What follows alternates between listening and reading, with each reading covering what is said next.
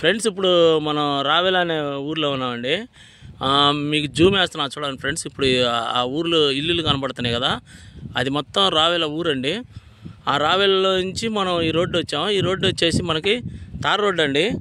ఈ tar road మనకి డైరెక్ట్గా ఇట్లా వెళ్తే ఇటు మందపాడు వెళ్ళిద్దండి. మందపాడు వెళ్తాం ఇటు.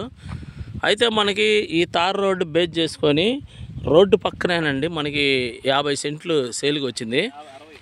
సారీ అండి, 60 సెంట్లు అండి. 60 సెంట్లు సేల్కి వచ్చింది ఇక్కడ మనకి. ఇదిగోండి ఇప్పుడు ట్రాక్టర్ ఉంది కదా ఫ్రెండ్స్, ఇక్కడ ట్రాక్టర్ చూపిస్తా చూడండి మీకు. అదిగోండి అక్కడ రాయి ఉంటుందండి, దగ్గరికి వెళ్ళి చూపిస్తాను.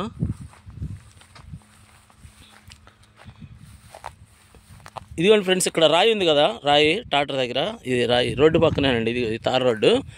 ఇదిగోండి రాయి ఉంది కదండి, ఇది అద్దు. ఈ రోడ్డు అనుకొని మనకి ఇదిగోండి స్ట్రైట్గా ఆ బారుకి అక్కడ చెట్టుని చూడండి, దాని యువతల పచ్చగా ఉంది కదా, అక్కడ దాకా అండి, ఇటు స్ట్రైట్గా ఆడదాకా. ఆ చెట్టు నుంచి మళ్ళీ అదిగోండి అవతల చెట్టు ఉంది కదా, అక్కడ నుంచి ఆడ గెనుము ఉంది చూడండి ఫ్రెండ్స్. అక్కడ ఆ చెట్టు దగ్గర ఆ గెనుము అమ్మంటే ఇటు స్ట్రైట్గా ఇటు వస్తామండి. ఇటు వస్తే ఇదిగోండి ఇక్కడ తాడి చెట్లు ఉన్నాయి, ఈ తాడి చెట్లు అవతల దాకా అక్కడ దాకా అండి. మొత్తం కలిపి ఇది మనకి 60 సెంట్లు ఒకటే బిట్ అండి. అంటే ఇది మనకి మందపాడు రోడ్లో ఉంది ఫ్రెండ్స్. మందపాడు రోడ్లో రావెల నుంచి మందపాడు వెళ్ళే రోడ్డు, తార్ రోడ్డు ఫేసు. ఇటు చెట్లు, ఈ తాడి చెట్లు పక్కనే. ఇటు నుంచి మొత్తం కలిపి మనకి ఇక్కడ 60 సెంట్లు అండి, ఒకటే బిట్టు.